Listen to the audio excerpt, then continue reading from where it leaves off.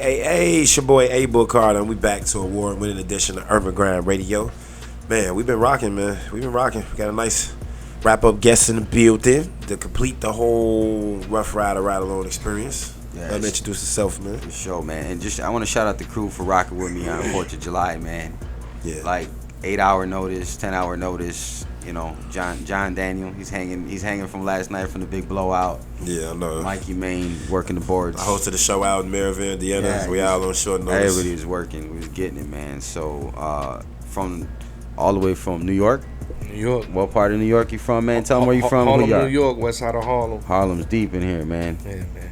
So those guys right there, that's my brother, Lord Aries, Chapadati, and Boo, that's my cousin. So. Really? Oh, it's family then. Yeah. So tell them your name, man, and what you got going on. My name's King Neptune. I got a bunch of stuff going on, films coming out, production, the radio show, music, fashion. We doing everything. I like to get my hands in everything. I know. I'm checking out your chain, man. Tell you, like, and it was like some money, like yeah. So I got a stands for everlasting life. You know, so we create. You feel me? There's wars or whatnot. That's natural, but we're natural creators. And you're also a veteran as well. Yep, I'm an Army vet. Army vet. Yeah, what was your Afghanistan. I was a cook. He was a cook. But you know, that's the hardest job in the military. But you know, downrange we ain't cooking. Nah, So I was not cooking. I was gunner, worked at hospitals, bringing medevacs in, the patrols. I did everything. Like the first day we flew in, and you know how the planes land. They do that crash landing. Rough. And we was receiving mortars. So right before we even landed, they're already shooting at you. Yeah. That was like, that had to be like some of the craziest stuff in life. You know, because growing up in the hood, you know, most times there's always one shooter. But when it's a field of trained ones, they ain't shooting back. Right. When you there, they shooting back. Trying to nail. You know, yeah. You feel me? And you in enemy territory. You feel me? So it's just being mentally prepared for all that. I feel like growing up in the hood in Harlem, a lot of crackheads, a lot of violence. You know, I saw that. You feel me? Growing up, especially in the late 90s, early 2000s. Right. A lot of Spanish dudes running stuff, and then you had Giuliani clean up the streets, and a lot of kids' parents and fathers gone. You feel me? So it's like I grew up around a lot of kids that didn't have their dads, didn't have their mom. You feel me? If they needed a meal, they always came to my crib. My mom made enough food for everybody, and we ain't have that much money. You know, and anybody, we would take them in. And I always grew up with that inside me. Like, if there's people stranded away, you take them in. You that's what's up. You Dominican, Puerto Rican? Dominican. That's right, yup. I gotta bring Juno out there. Juno's Puerto Rican Dominican. He'll fit right in. Love it. We gotta bring him back. We gotta bring him out there, definitely. So the military, the experience, it just opened my eyes to a whole new world and just appreciating different cultures and people's sacrifices. How did you transition from military, you coming home, you back being a civilian again? How did you wind up in the industry? So before I got out, I used to get in trouble a lot, right? Me too. I had probably 7-8 Article 15s. Had a whole year working extra duty and already working as a cook. So I would be up at 3 in the morning. I don't get to the crib till 12. Gotta do it again the next day. And it was like that for a whole year, every day. Taking half my pay, looking like a bum. Everybody going to party. I still gotta stay on the base and clean up, cut grass. I did everything, you know. So when I got out, I was so messed up, sleeping in benches, rooftops. I didn't want to be in my parents' crib, you know. I just felt like a complete loser. You feel me? And they diminished me not only as a soldier but as a man, and I had to find my path again. So it's like when I got out, I met somebody called Walter Bridges. He was a psychiatrist for the VA. He was a black man. He was like 63, and he a Vietnam vet. Went to Panama, and talking to him and just going to see him every day. Like, look at the position you at, and he's like, yo, you messed up. Like, I would tell him the stories and coming back and people committing suicides and people killing their whole family and killing themselves. Right. And all that energy was just like, you know, it was so much to fathom. Like, getting kicked out the service, getting out is one thing. Some people get out, they got some money saved up, they got a wife. I got out, I ain't had nothing. I ain't know where I was gonna go. I ain't know where I was gonna stay. I ain't know what was my next step. Okay, music, yeah, but is that really what I want to do? you know, or do I need to heal myself and find myself? So I just started doing a lot of groups, going to the VA every day. Every day I was at the VA, 3-4 times. I eat there, leave. You see me there at 7 in the morning, greeting all the old vets. And the vets, Vietnam vets, gave me so much knowledge about people coming home and getting their claims and getting their GIs and business loans and home loans. And those are the guys that I just gravitated to, the older vets. And when I be in the streets with the younger kids, you know, their mindset is on something else. And it's like I see such a bigger picture that when I'm doing something, I want to involve everybody. So music, radio, like Buddha on the block. But I got to take you out of that. You feel me? And every time I go see him, even when I was transitioning from service to civilian, I ain't never going to be a civilian. Right. Vet. Yeah, we're vets. I'll never work for somebody. It's difficult. I can have partners. Feel me? We could correspond and look eye to eye and figure things out. But to have somebody talk down to me, or it's not gonna happen. I already been there, done that. And you did it using a rank structure where I couldn't really defend myself. And then I don't know. This the ultimate punk fest. When you're in the military, they just everybody pulling rank. They pull rank on you. They don't get it. Like, yeah. And it's different from the street. You feel me? That is really, you know, its own animal. That's its own identity. The military is its own identity. Even the way the soldiers leave and their wives cheat on them. That's a culture.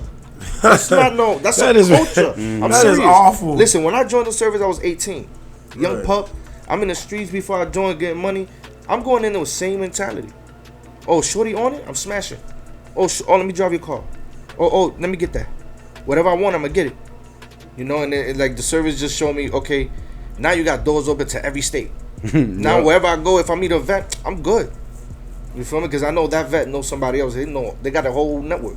Yep. You know, and that's something that you can't even like take away. That you can't take away what I did or what I experienced. Right. Now y'all was talking about PTSD. That's real. I go through days that I want to blow my own head off. Wow. You feel me? And it's just the buildup of anxiety and what's your next step. Sometimes you feel stuck, and sometimes I've gotten to points where I had a car accident like a couple years ago, right? Had neck surgery, got the money, right? Like $250,000. That same day I got the money, I was standing under the George Washington Bridge trying to jump. I was drunk, sat down, smoked the blunt, meditated for like 2 hours. Straggling, walked around, went straight to the hospital. They put me on 12 North, and I was like, you know, something in me was like, nah, you can't do that. Too many brothers have gone like that. You gotta fight. You feel me? There's more people that gotta listen and hear from somebody else that has the same problems as them. Right. Be able to connect and tell them, yo, look at the transition. You could do it too. Like walking in here, that's motivation. Like, yo, and I know you've had PTSD bad. Yeah. So to see you with all them plaques on the wall, that's motivation. That tells me, yo, if I did it, you could do it. It's like talking to a sergeant major or a general. Yeah. Oh, how you get there? 20 years? Damn, you got 20 plus. Yeah. You feel me? You guys is legends. You feel me? So just being here is an honor. And it's like 2 years ago, 3 years ago, I would not envision it. But I saw it. I felt it. Right. Like, yo, just keep going. Get these guys. They're going to line up. You feel me? The squad's ready. Yeah. You feel me? The platoon's ready. You feel me? But but somebody got to lead them. You know? Yep. And to me, I kind of look at myself as the general. You feel me? There's nothing wrong with Film, that. Yeah, you're movies, leader. whatever. I want to get everybody involved. Myself, my kids, my wife, whoever. That's what's up. Let's do it. Because you need a whole team. You need a village. You need the unit. Well, guess how we move. You a man of journey, you know what I'm saying? You've been through a voyage, you know what I'm saying? And you don't what I get out of you is you don't put no sense of roof, you know what I'm saying, on your capability, like how your reaches is, like the things and the chapters you went through in the beginning, like makes you the person who you are, but it gives you more belief for the future. Even if you can't directly see it clear, you know it's there. As long as you know it's there, that gives you, breath in your lungs, it gives you strength, it gives you vision, it gives you sight, and then you're able to project that into, you know what I'm saying, the next coming. Like that's like God's giving gifts to like envision, create, heal, push forward. Like you have to go through hell. My sergeant used to be like, you gotta go through hell to go to heaven. Yep. And if you don't understand hell or be able to acknowledge it, understand what it is, then how you gonna move forward? Like there's a lot of bad people, a lot of, people that take advantage of artists in the industry.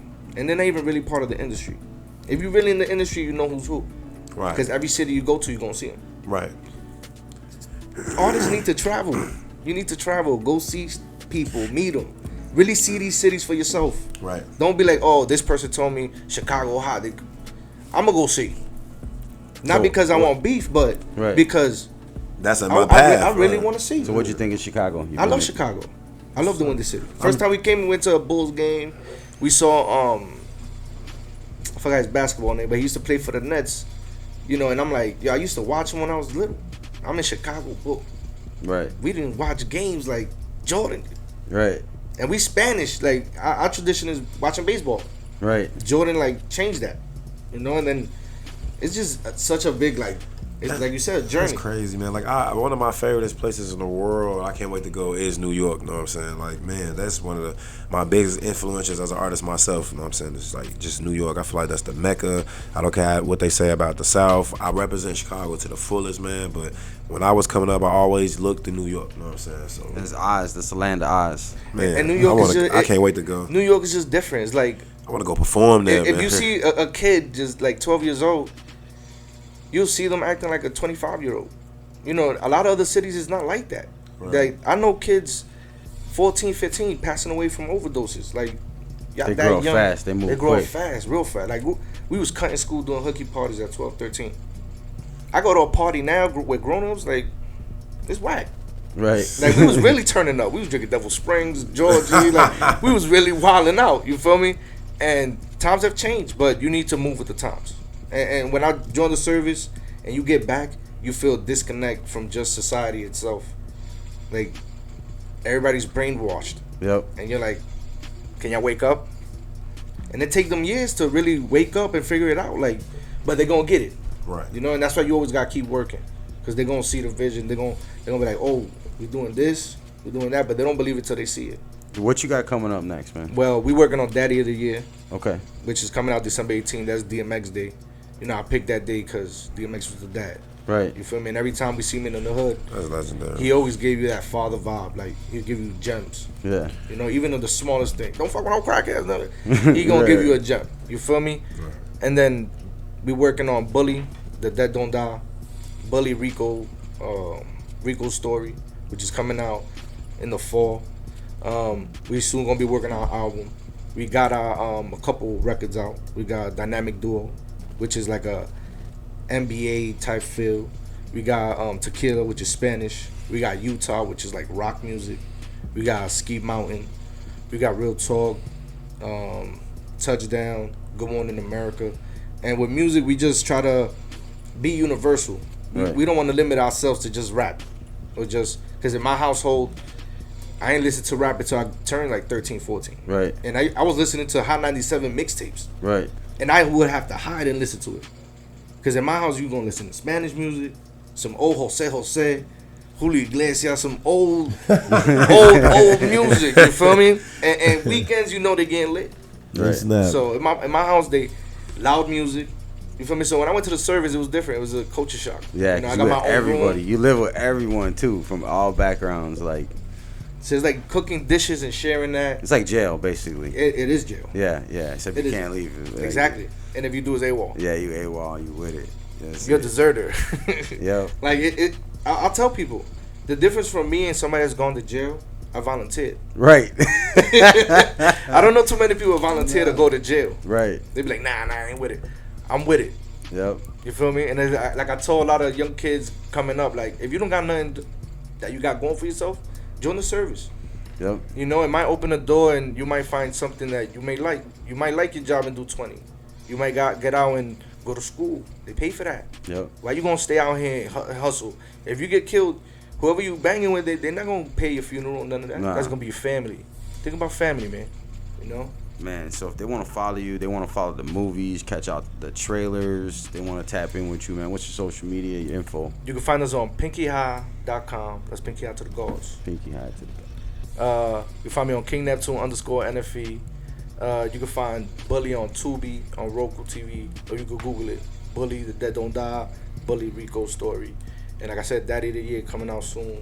And we're going to be working on a soundtrack for that. And man, you know, it's just a blessing, you know? Like, I've traveled the world without doing music. Right. Now I want to travel doing music. Right. And it's like that experience is gonna be different, you know, because when you walk somewhere and nobody know you, you good. Right. You know, but when they know you, that's different. Now you got a crowd. Now it's just getting everybody mentally prepared for that, because that's coming. Right. It's not like, oh, that's coming. Just be ready for it. You know, the money gonna come with it, but just work hard. Y'all see what he's saying? Y'all see that?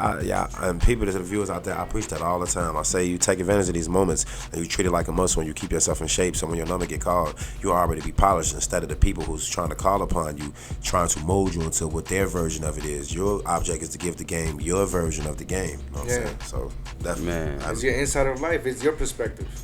Nobody could tell you your perspective better than you. You know, dudes that rap and lie about what they do, or record labels that push a certain agenda, you know, they think that's how they're gonna get rich or whatever.